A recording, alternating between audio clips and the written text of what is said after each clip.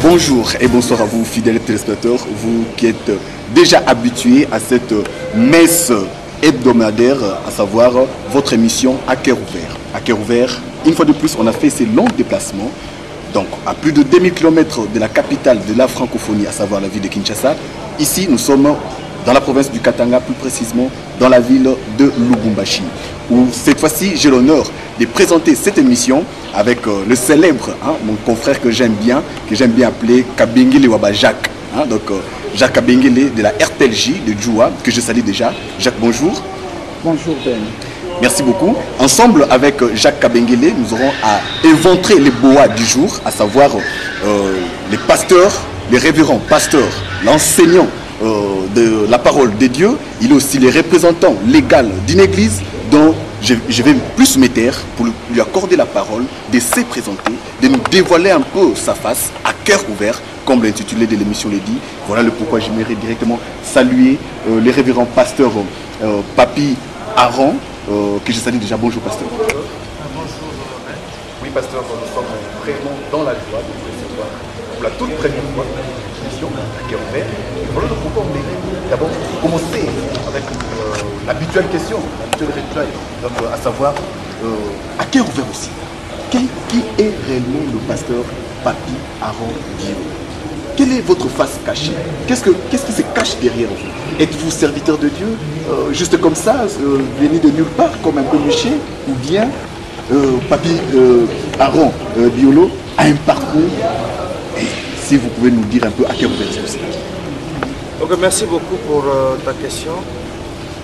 Je m'appelle Papi Aaron Biolo. Je suis serviteur de Dieu. Je suis pasteur responsable de l'église Centre évangélique et missionnaire Les Amis du Christ en sigle CEMAC à Lubumbashi.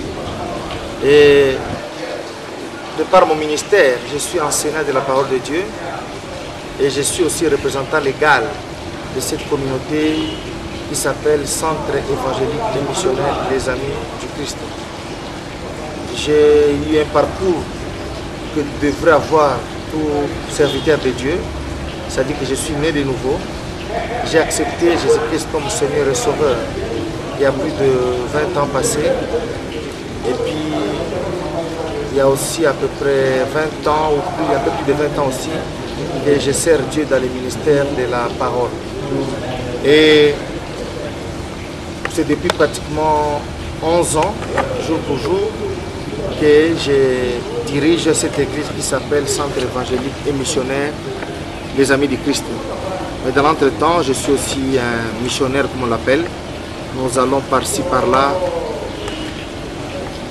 propager l'évangile de Jésus-Christ, accomplir l'ordre suprême qui nous a été donné. Et voilà, j'ai un parcours, j'ai une église où j'ai commencé, j'ai un père spirituel, et voilà. Oui, si on essaie un peu de ventrer les bois, hormis serviteur de Dieu, quelle est votre face cachée? Cette face-là que tout le monde ne connaît presque pas. Je crois que le révérend pasteur Papi Aron a aussi cette face cachée-là. Donc je peux dire par exemple que est-ce que le révérend pasteur Papi Aron est père? Est-ce qu'il est marié? Est-ce qu'il est célibataire?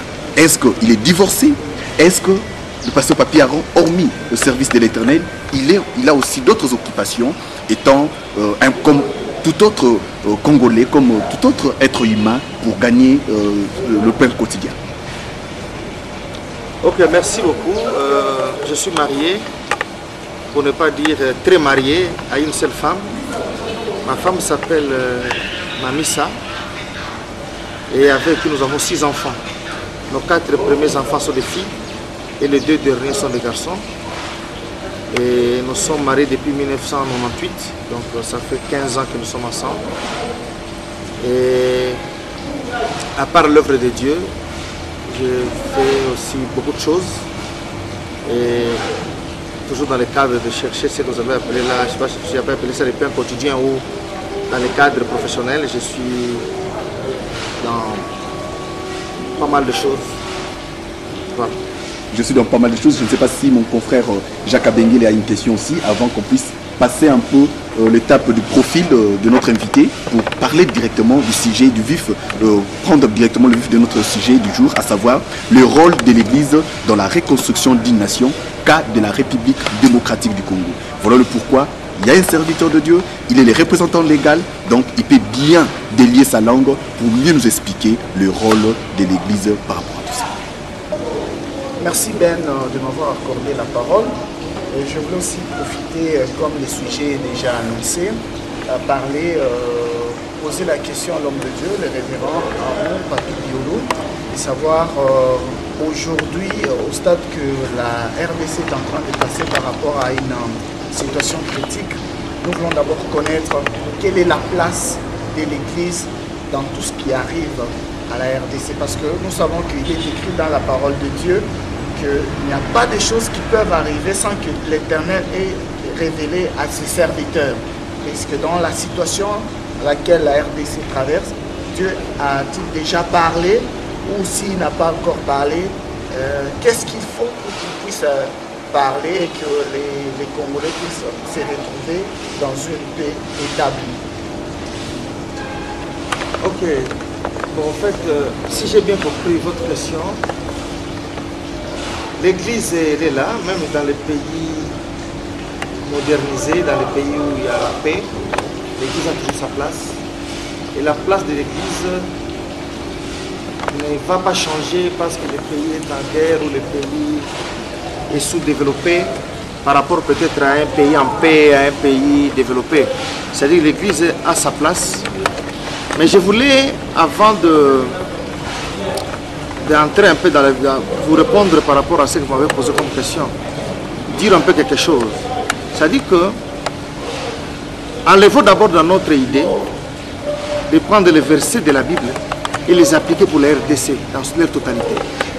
Parce que la RDC n'est pas Israël.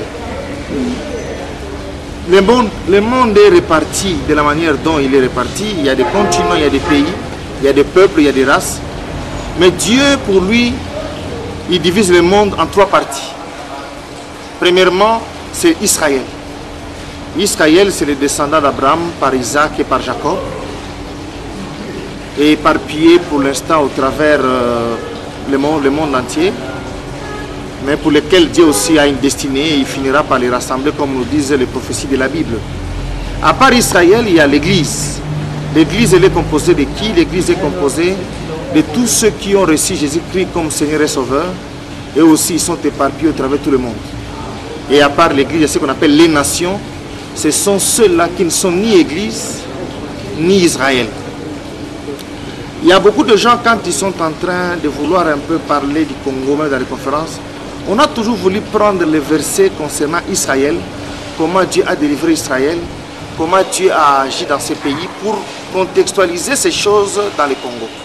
Mais je voulais dire que le Congo n'est pas Israël, le Congo fait partie de ce qu'on peut appeler aujourd'hui les nations. Mais du moins dans le Congo, il y a un peuple de Dieu, l'Église, l'ensemble de tous ces Congolais qui ont fait de Jésus-Christ leur Seigneur et Sauveur. Ce sont ceux-là que nous appelons l'Église. Et à votre question de savoir quel est leur rôle par rapport au redressement du pays, je voulais aussi répondre en vous disant que, premièrement, l'Église ne gère pas le pays. Le pays est géré par les politiciens, par les autorités politico-administratives. Parmi ces autorités, parmi ces dirigeants, on peut aussi compter quelques chrétiens. Mais le rôle de l'Église, comme nous dit la Bible, les enfants de Dieu, la Bible nous recommande de prier pour les autorités, de prier pour le pays dans lequel nous sommes établis, pour la simple raison que notre paix, notre tranquillité dépend de ces pays-là. Voilà pourquoi le rôle de l'Église, premièrement, c'est de prier pour ces dirigeants, de prier pour les pays, pour le redressement, parce qu'il y a des choses où nous rendons compte réellement que les politiciens ont échoué, les lois ou je dirais les principes économiques ou macroéconomiques, on applique ça dans d'autres pays, ça réussit. Mais au Congo, ça ne réussit pas. Alors par là, nous comprenons, c'est comme si que la solution du Congo est ailleurs. Et en tant que serviteur et enfant de Dieu, la solution pour le problème du Congo, il n'y a que Dieu qui en connaît. S'il nous le révélait, nous le dirons. Oui, pasteur, votre réponse m'a poussé à réfléchir encore davantage, de tirer une sous-question par rapport à votre réponse. Vous avez dit que le rôle de l'Église, et plus encore pour les serviteurs de Dieu, c'est lui de prier pour leur nation, okay, si j'ai bien compris, pour leur nation, et continuant cela. Alors, comment faire confiance aux serviteurs de Dieu, alors que nous sommes en train de constater que ce sont les mêmes serviteurs de Dieu qui sont en train de verser les sangs par-ci par-là? Parce qu'il y a un bishop, donc quand on parle de bishop, c'est un évêque qui est actuellement membre du M23, qui ne cesse de créer de bruit de bottes à l'est du pays. Alors, est-ce que je peux dire que non? De la manière dont il est en train d'agir, c'est une manière de... Il est en train d'agir selon la parole, ou bien c'est une manière de soutenir son pays, ou bien, bon, excusez, c'est un peu du pire avidité pastorale de sa part, ou comment, je ne sais pas comment vous analysez cela. Bon, au fait, un serviteur de Dieu peut avoir n'importe quelle connotation politique, il peut avoir n'importe quelle couleur politique, ça n'engage que lui-même. Mais je voulais vous rappeler certaines choses. Je comprends de qui vous parlez. Vous voulez parler, je pense, de l'évêque Runiga. Oui. Du M23. Bon, personnellement, je ne les connais pas, mais j'entends parler de lui. C'est-à-dire que j'ai reçu dans mon église beaucoup de serviteurs de Dieu venant des églises de sa communauté que j'ai reçus. C'est par là que j'ai compris qu'il y avait un serviteur de Dieu, qu'il y a des églises à l'est du pays, à Kisangani, au Kivu et par-ci par-là. Mais je voulais, dans un premier temps, en tant que serviteur de Dieu, parler de ce que la Bible nous recommande. La Bible nous recommande d'honorer les serviteurs de Dieu, d'honorer les hommes de Dieu. Et c'est quelqu'un que je vais toujours honorer parce que je crois que Dieu l'a appelé, que Dieu l'a établi. Je ne peux pas juger un serviteur qui ne m'appartient pas. Là, c'est un verset qui le dit.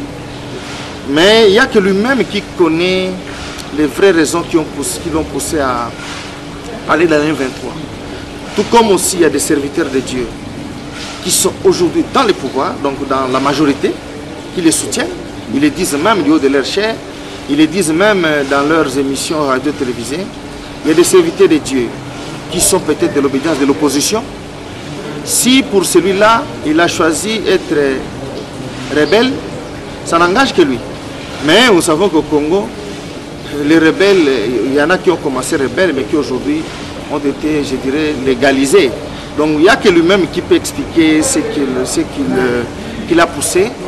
Mais je suis appelé à honorer les serviteurs de Dieu et je le ferai toujours. Je l'honore, c'est un serviteur de Dieu que je ne connais pas, mais bibliquement parlant, comme c'est un homme de Dieu, je ne peux que le respecter, je ne peux que l'honorer. Donc, mais le jour où je le rencontrerai, je lui demanderai qu'est-ce qui lui a poussé à faire ça. Je pense qu'il doit avoir des raisons autres que bibliques à cela.